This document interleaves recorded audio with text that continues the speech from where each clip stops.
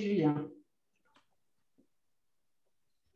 Voilà, au nom du Cercle des dirigeants d'entreprise et de son comité, j'ai le grand plaisir de vous souhaiter la très cordiale bienvenue à cette conférence présentation d'une des candidates à l'élection partielle au Conseil d'État genevois qui aura son issue ce dimanche 28 mars. Delphine Bachmann, qui représente le PDC sur une autre liste, mais elle va vous expliquer ce qui s'est passé, peut-être, et qui était absente au premier tour et que nous découvrons dès lors de cette visio, puisque vous n'avez pas pu évidemment participer la dernière fois. Delphine Bachmann, qui êtes-vous? Quel est votre programme jaune? C'était le titre de cette conférence. On se réjouit de vous écouter. Une dizaine de minutes et ensuite, ça sera à vous, chers amis, de poser les questions que vous voudrez. Mais auparavant, je vous demande d'ouvrir votre micro pour un applaudissement d'encouragement à Delphine Bachmann. Delphine, l'antenne est à vous. Merci beaucoup, merci Enza pour l'invitation et merci à toutes celles et ceux qui sont là ce soir pour me donner l'opportunité de vous présenter quelques propositions, mais aussi de pouvoir écouter quelles sont vos préoccupations et vos attentes à l'égard du ou de la future conseillère d'État qui va rejoindre le collège le 28 mars prochain. Quelques mots sur moi et ma candidature. Vous le saviez probablement, le PDC avait soutenu une candidature, avait d'ailleurs été le seul à vouloir jouer la carte collective au premier tour, en soutenant la candidature PLR de Cyril Hellon. Et puis, à l'aube des résultats qui ont débouché sur son retrait, suite à la décision aussi du PLR de ne présenter personne pour ce deuxième tour, ce qui aurait été notre volonté première, puisque ce siège était historiquement PLR, le PDC a décidé de lancer une candidature, en l'occurrence la mienne, parce qu'il nous semblait impossible de donner une recommandation de vote pour un ou une autre candidate. Ça ne correspondait pas à nos projections, ça ne correspond pas ni aux valeurs, ni à la manière de faire de la politique, ni à notre ligne de fond que nous défendons au centre et au centre droit dans nos actions politiques et notamment parlementaires.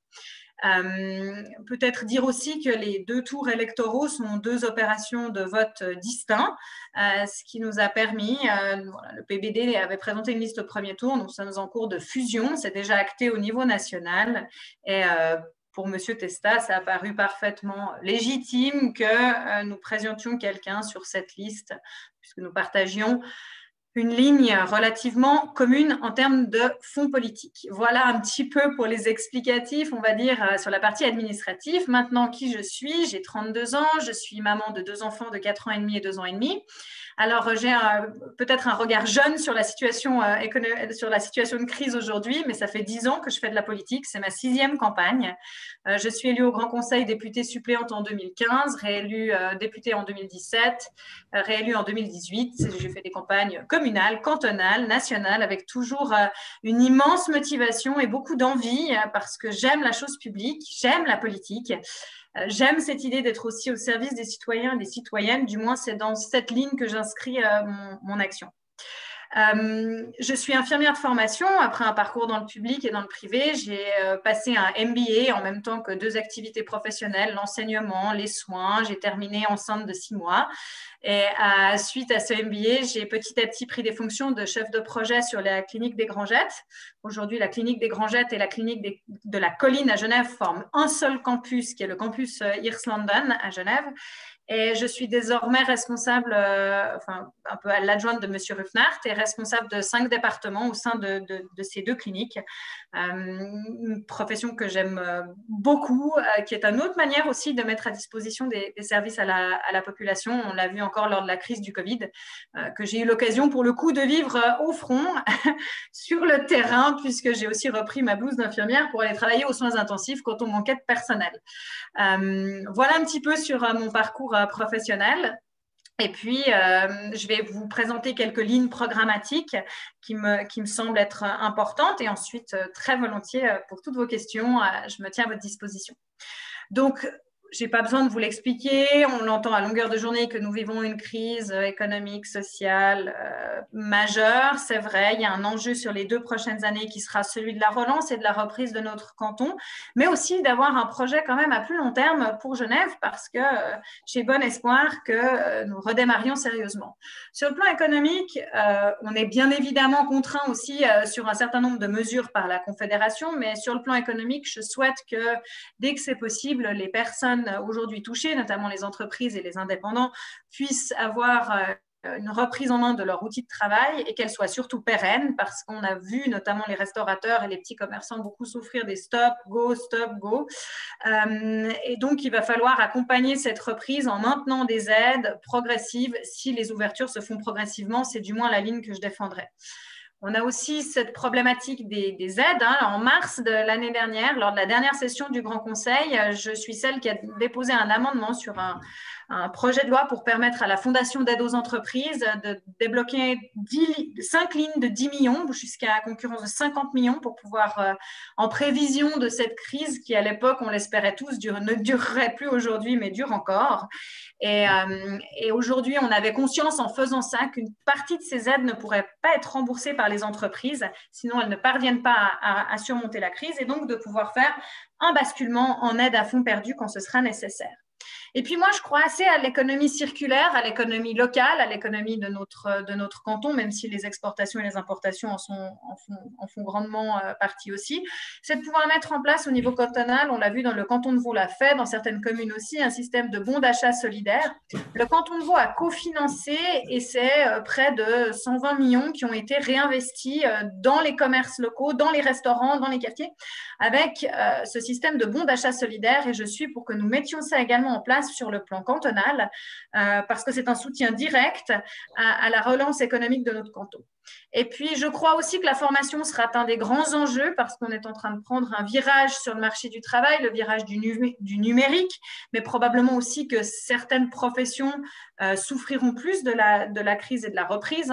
On sait que probablement qu'une partie du secteur de l'hôtellerie-restauration, pas tous les employés en RHT, quand l'activité reprendra, pourront récupérer un emploi.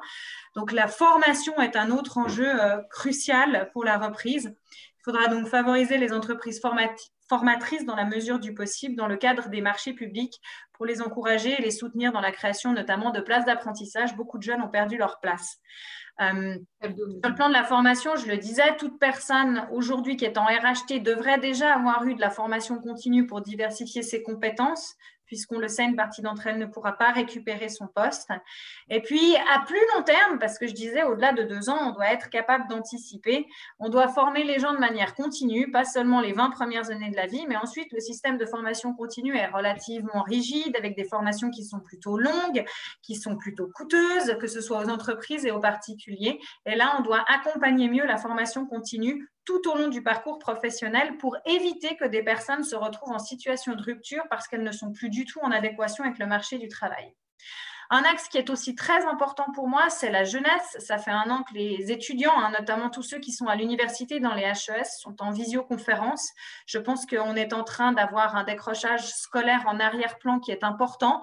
On n'est pas toutes et tous égaux dans notre accès à l'éducation sur le plan personnel. Pas tout le monde a accès à un ordinateur, pas tout le monde a accès à une pièce pour pouvoir étudier chez lui. Et c'est important d'avoir dès que maintenant un observatoire de ce décrochage scolaire pour qu'on puisse réinsérer les jeunes tout de suite dans un cursus et pas attendre encore 1, 2, 3 ans et les laisser au risque de les voir se perdre. Peut-être un mot sur finances et la dette de notre canton, les finances publiques, c'est un enjeu majeur. Je ne suis pour aucune augmentation de la fiscalité, soyons très clairs. La RFFA a été votée, ce cadre est donné aux entreprises, on doit le laisser, on ne doit pas y retoucher. Sur le plan de la fiscalité des personnes, non plus. Ce n'est pas en temps de crise qu'on doit monter les impôts, surtout ceux de la classe moyenne qui payent tout, ne reçoit rien. et on doit maintenant maintenir le pouvoir d'achat des gens si on veut une relance économique. Par contre, au niveau de la fonction publique, on a toujours cette corrélation qui est faite. Il y a plus de besoins, donc il faut plus de postes, et puis on aura des meilleures prestations à la population. Je suis en profond désaccord avec cette affirmation, car on sait très bien que la quantité ne signifie pas la qualité. Et pour moi, on doit, faire preuve d'agilité et de souplesse entre les départements aujourd'hui, mieux réallouer les ressources, et puis dédier les ressources qu'on met aux missions de terrain. Je prends toujours l'exemple de l'hôpital. Les infirmières passent plus de temps derrière un ordinateur qu'auprès du patient. Pour moi, c'est un problème, c'est qu'elles ont trop de tâches administratives. Donc, on doit libérer et soulager de ces tâches administratives. On peut parler des profs, on peut parler des assistants sociaux.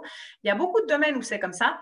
Et quand ces personnes-là peuvent se dédier à leur mission de terrain, on gagne en efficacité. L'hôpital avait fait d'ailleurs toute une étude sur le vécu de la crise Covid par les soignants.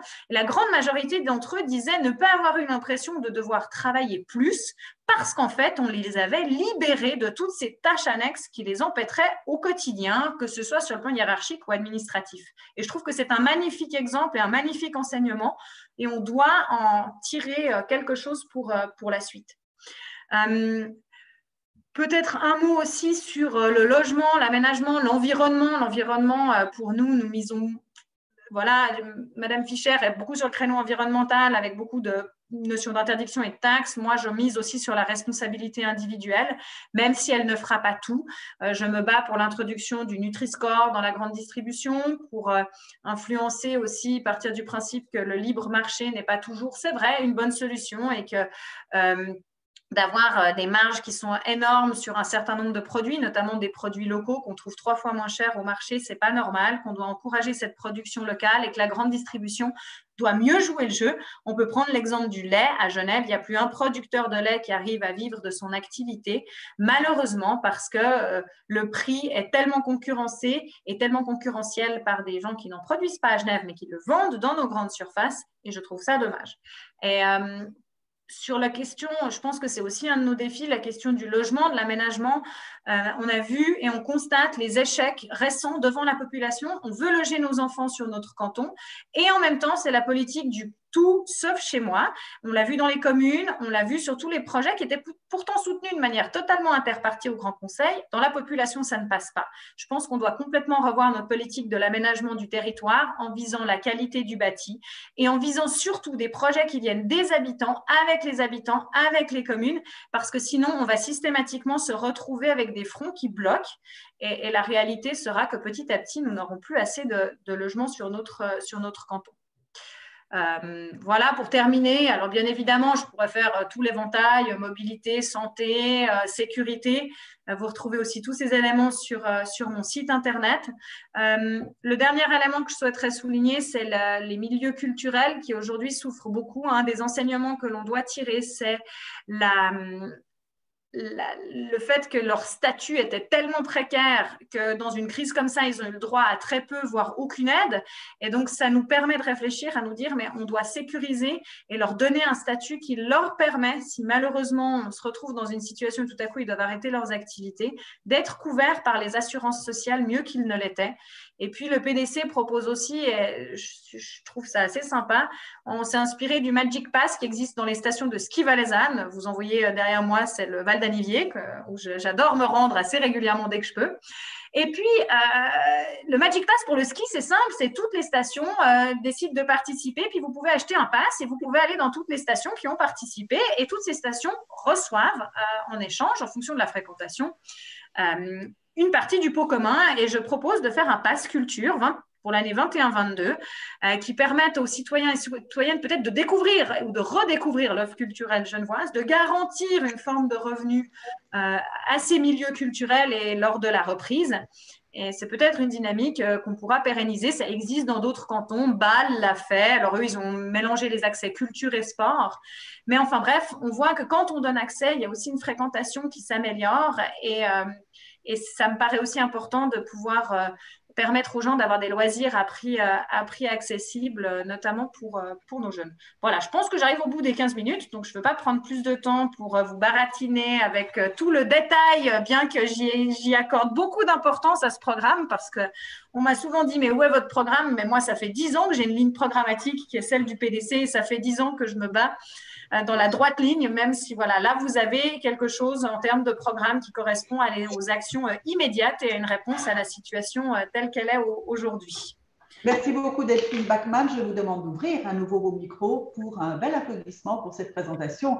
Waouh, tambour battant. Merci Delphine.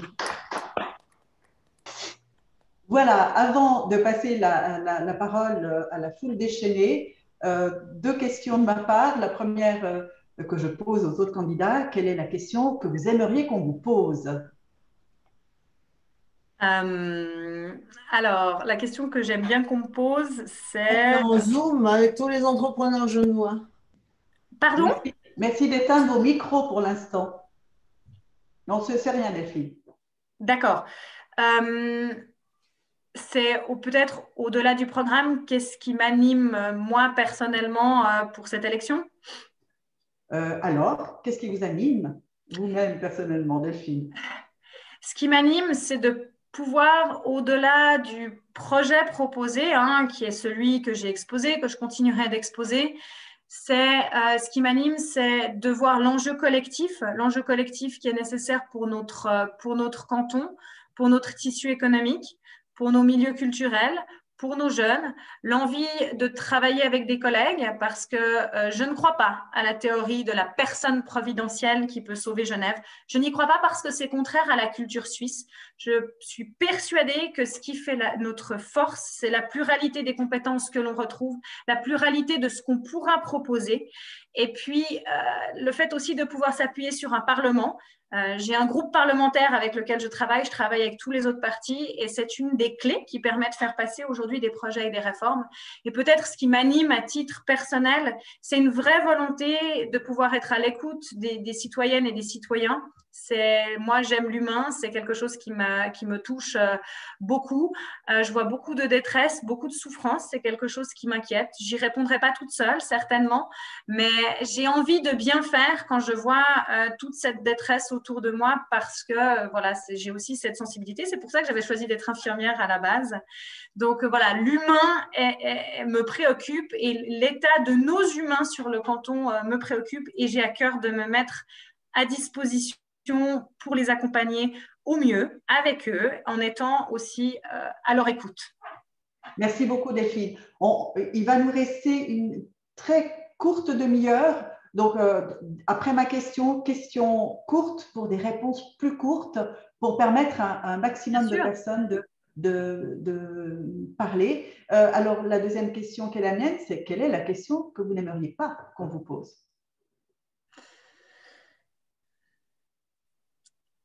Je ne voudrais pas qu'on me pose la question de ma candidature est-elle contre celle de Pierre Maudet? C'est une question que je n'aime pas depuis le début de ma campagne. Alors, Delphine Bachmann, votre candidature. Mais comme je pense que ça peut intéresser. Pierre Maudet. Non, ma candidature n'est pour ou contre personne. Ma candidature est une candidature de valeur, de projet, de conviction. Et il me semble juste, dans une démocratie, d'offrir un choix aux citoyens et aux citoyennes de ce canton. Et ce deuxième tour le permettait et je trouvais important de le faire et de dire à la population genevoise, vous avez une opportunité avec moi et non pas une candidature contre quelqu'un. Merci beaucoup, Delphine Bachmann. Alors, vous vous manifestez en principe, comme on est sur plusieurs pages, vous avez une petite main que vous pouvez actionner dans réaction. C'est ce que Alexis Jacques fait et je vais dès lors lui donner la parole. 30 secondes de questions pour pas plus de temps de réponse. Alexis Jacques. Oui, bonsoir Delphine.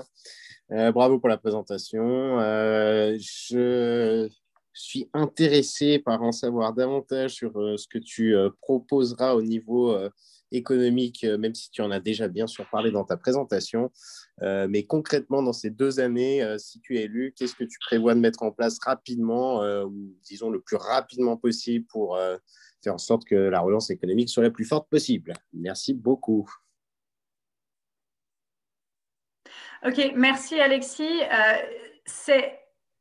Il y a une marge de manœuvre au niveau du canton qui va dépendre de la Confédération. Je ne veux pas parler des aides, parce que les aides, c'est la Confédération qui les délivre tant qu'ils sont fermés. Moi, ce que je souhaite, c'est que les gens retrouvent leur outil de travail et que le canton de Genève puisse faire un plan sur la communication, sur ce qu'on va transmettre aux personnes pour qu'on favorise à tout prix nos commerçants et notre commerce local, qu'on utilise des outils qu'on a comme Suisse Tourisme pour faire venir des touristes dans nos villes, pour réanimer notre ville.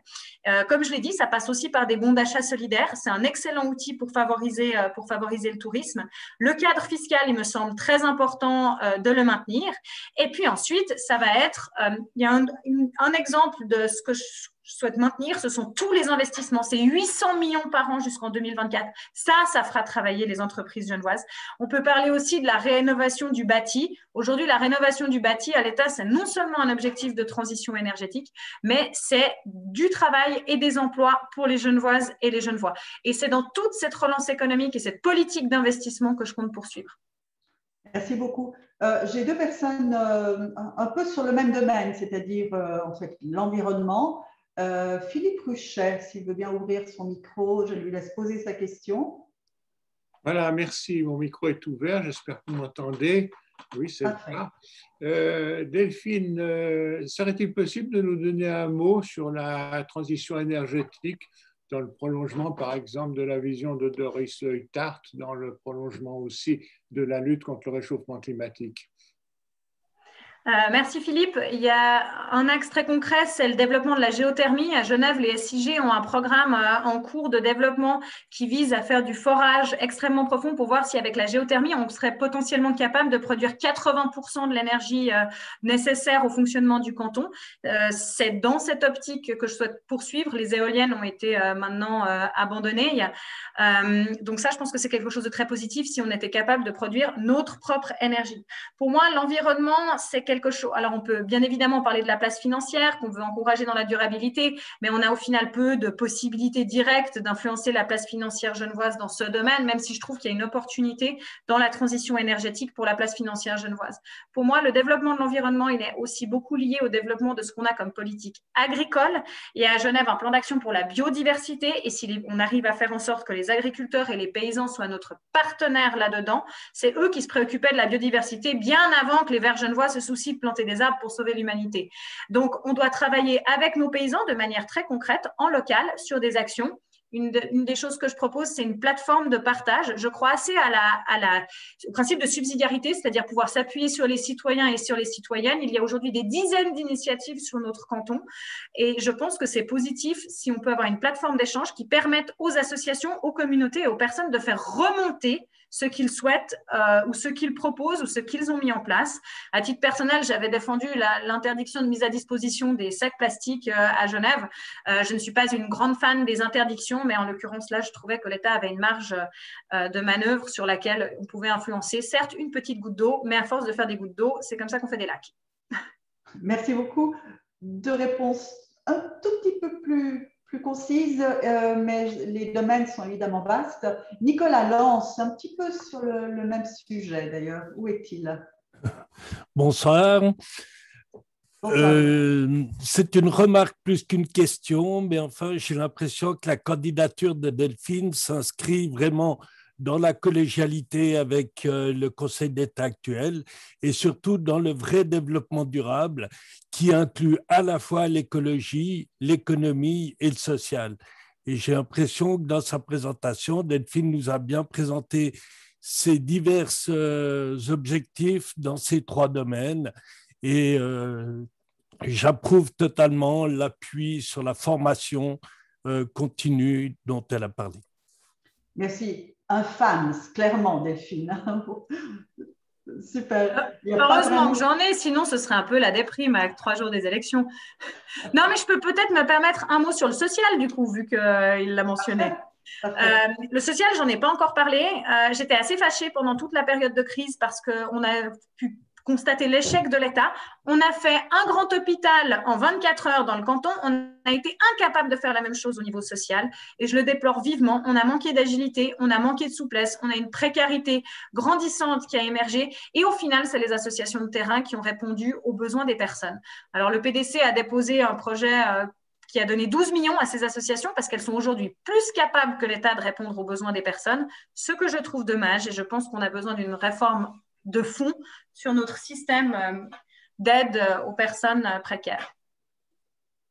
Merci beaucoup. Je ne vois pas de main se lever davantage. Alors, de manière tout à fait aléatoire, je vais décider de donner la parole à des gens qui connaissent la politique. Elena Rigotti, au hasard.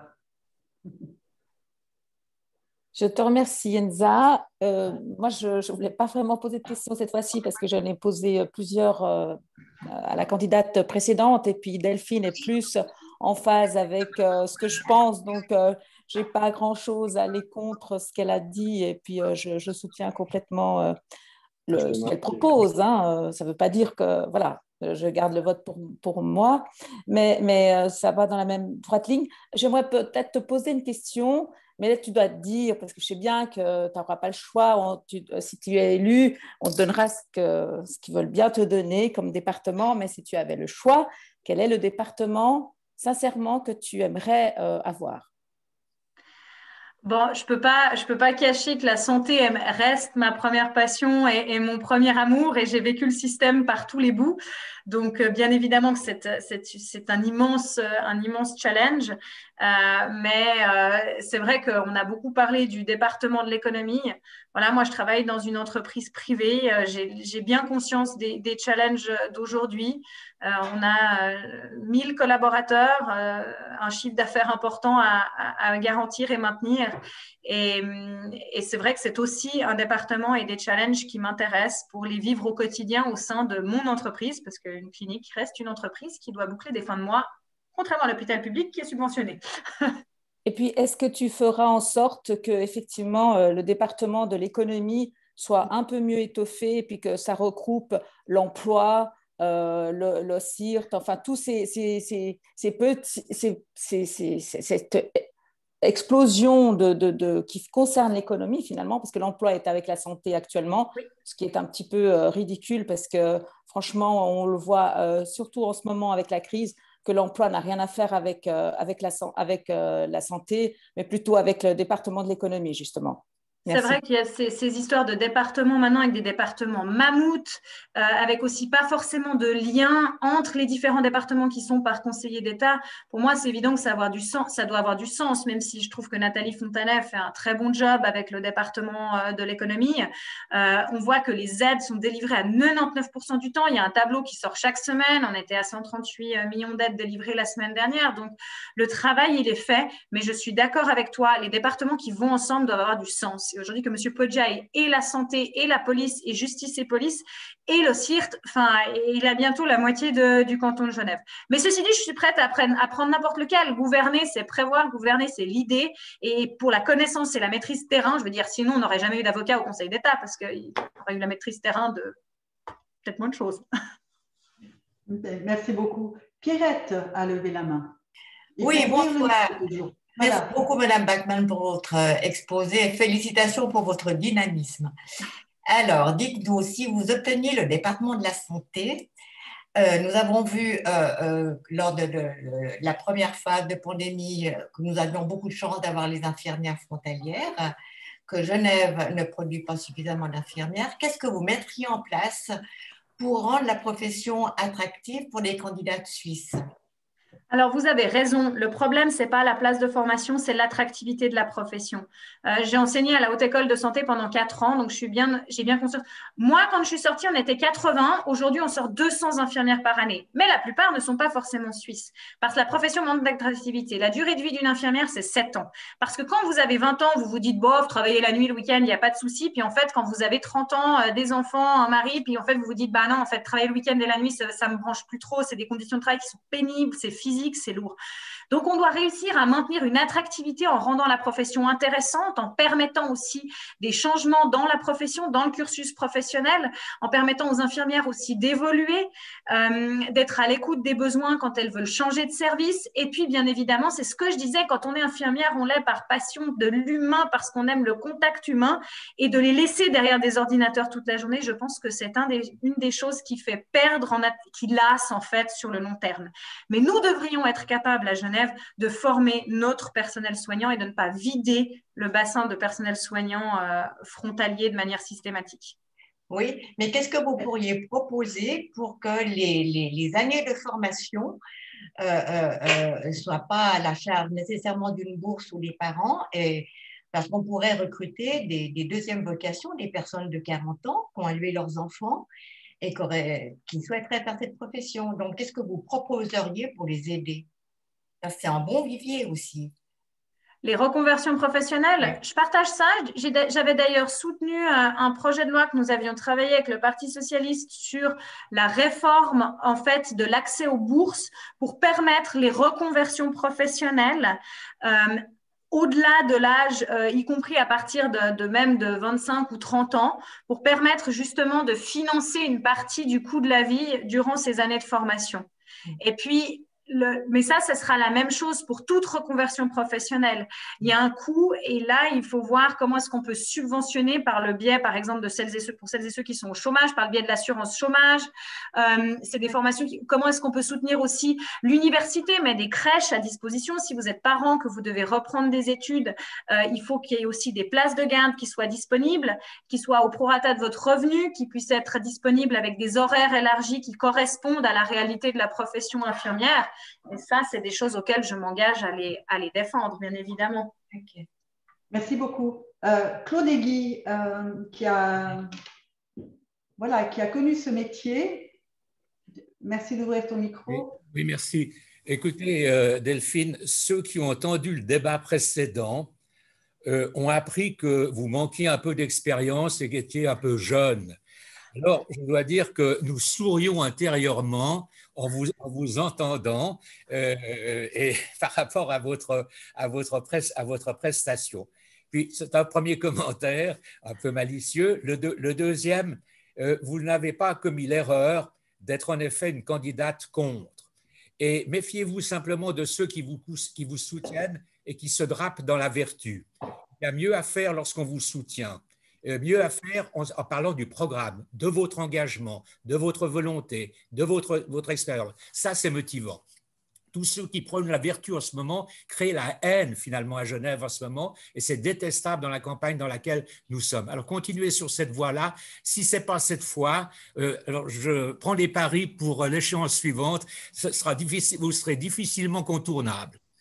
Et j'aimerais bien vous entendre sur le sujet suivant. J'ai accepté il y a quelques années d'être administrateur d'une structure médicale française dans les départements voisins. Nous avons des centaines de lits sur ce territoire-là. Et pourquoi ai-je accepté? Je suis très attaché à la vie transfrontalière et régionale. Pour bien la comprendre, il faut aller sur le terrain. Et pour bien comprendre les problèmes précisément d'effectifs, d'infirmières, de médecins, d'aides-soignants, catégorie essentielle, j'ai accepté précisément une certaine tradition où il y avait un Genevois, c'était Robert Ducret qui était avant moi, d'être dans cette structure. On a des problèmes et quand vous êtes de l'autre côté et que je vois qu'on doit fermer des étages, qu'on doit supprimer des lits parce que le personnel vient à Genève, ce n'est pas du tout une critique, mais c'est une réalité. Et on a toutes les peines du monde d'aborder le sujet en le prenant en étant une communauté de solidarité. Et vous êtes sensible à ces choses-là, on ne peut pas être indifférent à cela. Quelles sont les solutions? Vous avez esquissé une. Il y a 200 personnes formées à l'école d'infirmières maintenant et d'infirmiers. Il y en avait 80 avant. C'est une des solutions, mais elle est insuffisante. Est-ce que vous avez une position sur ce sujet-là qui est véritablement primordial? Parce que si durant cette période de pandémie, ce personnel ne venait pas à Genève, bien le nombre de morts serait évidemment autrement plus élevé. Merci beaucoup. Merci de votre propos. Peut-être deux choses sur la jeunesse. L'âge n'a jamais fait les compétences de quelqu'un. Et je pense avoir un parcours politico-personnel, professionnel qui me permet d'être suffisamment à l'aise pour dire que je me sens parfaitement adéquate. Si je suis élue au Conseil d'État, Madame Fischer a 1 an de municipal. Elle est avocate. Voilà, c'est un autre profil. Monsieur Maudet n'a jamais travaillé dans le privé, contrairement à des milliers de Genevois et moi. C'est comme ça. Mais vous avez dit, je ne fais pas de candidature contre, je fais des candidatures de proposition. Et puis, juste un mot sur l'image. Je suis d'accord. Je trouve ça terriblement déprimant. Autour de moi, les jeunes, ils ne veulent pas faire de politique. Moi, j'en peux plus de cette étiquette du tous pourri, de cette étiquette négative qu'il y a autour de cette campagne, de toute cette agressivité. Enfin, je veux dire, j'ai jamais vécu un tel déferlement de commentaires haineux sur les réseaux sociaux à l'égard de ma personne. Ça va du mal baisé à coquille vide. Enfin bref, je souhaite qu'on puisse revenir à des candidatures sur le débat d'idées parce que c'est ce que j'aime et c'est pour ça que je suis là. Et par ma candidature, j'espère aussi dire à des jeunes et à des femmes, ben voilà, on a le droit de s'engager pour des valeurs et des convictions, pas juste pour des chiffres, pas juste par défaut, pas voilà. Donc je partage votre perplexité face à l'ambiance de cette campagne et je la trouve voilà. Mais je garde mon envie et mon sourire parce que j'ai pas envie de laisser la morosité gagner. Sur la mauvaise image, après sur la question de l'attractivité de la profession, je crois que les cliniques, par exemple, nous, on s'est engagé, on essaie d'éviter tout recrutement actif en France. Et puis, ce qu'il faut, c'est développer le souci qu'on a avec les étudiants qui sortent, c'est qu'ils ne correspondent pas aux besoins du marché. C'est-à-dire, vous sortez de l'école d'infirmière, vous n'avez pas envie d'aller travailler en EMS, vous voulez aller faire des soins intensifs, de la médecine, enfin bref, des trucs un peu techniques. Et puis, la difficulté, c'est de se dire, bah, pour ces soins à domicile, les EMS, aussi les personnes en situation de handicap, il y a moins d'attractivité dans ces secteurs-là et on doit les rendre attractifs pour faire en sorte que les infirmières conformes, elles aillent dans ces secteurs et éviter d'aller recruter du personnel ailleurs. Mais on ne couvre pas encore aujourd'hui complètement les besoins du canton. Hein. Et puis après, il y a l'autre problème qui est la disparité salariale. Et c'est vrai que c'est difficile d'interdire. Vous avez raison, Genève est transfrontalier, on ne s'est jamais coupé de notre arrière-pays. Ça a toujours fonctionné comme ça. Mais c'est très difficile de dire à des gens qui passent la frontière tous les jours parce qu'ils gagnent 3 fois le salaire des infirmières françaises, ne le faites pas, restez chez vous parce qu'on a besoin de vous chez vous. Mais je pense que mieux on couvrira avec nos Genevoises et nos Genevois, nos étudiants locaux, moins il y aura cet effet d'aspirateur. Merci. Merci beaucoup. Il nous reste quelques 7 minutes. Oui, Yvan, je pense que c'est Yvan Guilhelmin. C'est toi? Bonsoir Yvan. Tu avais une question. Alors, est-ce que vous m'entendez? Oui. Très bien. Très bien. Oui, alors j'avais une question, Delphine, concernant pour les personnes qui sont en recherche d'emploi de plus de 50 ans. J'ai vu en tout cas dans le programme qu'il y avait quelque chose, en tout cas pour ceux qui étaient en RHT, de faire des formations, de développer aussi la formation en cours de parcours professionnel, mais spécifiquement pour cette tranche d'âge-là, on sait qu'il y a aussi des problèmes comme chez les jeunes, mais est-ce qu'il y a quelque chose que tu pourrais préconiser ou une solution pour ces personnes-là? Merci pour la question. Il y en a qui sont en faveur de la rente pont plus large, c'est-à-dire de dire ces gens-là, au lieu de les mettre à l'hospice, on compense en mode chômage plus longtemps jusqu'à l'âge de la retraite. Je trouve ça un petit peu déprimant. Ça devrait être plutôt la dernière solution parce que souvent ces personnes ont envie de travailler, ont envie d'avoir une vie active. Donc, il y a la formation continue, les reconversions professionnelles même tardives. Il y a des opportunités de nouveaux emplois. À Genève, on a beaucoup de start-up, on a une Health Valley qui est hyper importante. Donc, de ces personnes-là qui perdent leur emploi, peut-être ne pas les laisser chercher 2 ans, mais tout de suite envisager, si on voit que c'est un secteur compliqué, une formation continue qui permet une transition. Et puis, une autre piste pourrait être la prise en charge, parce que souvent, c'est les cotisations sociales qui coûtent beaucoup plus à un employeur qui va dire « mais j'ai moins tendance à engager quelqu'un ».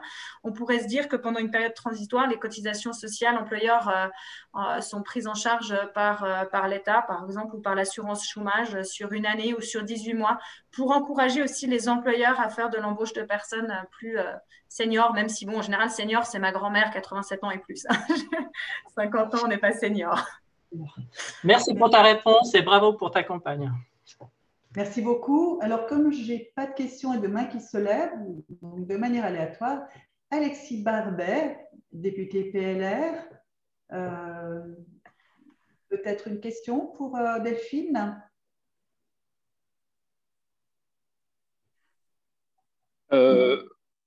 Oui, j'avais beaucoup de questions sur l'âge et l'énergie de Delphine, mais elle nous a prouvé que c'était un atout dans son cas.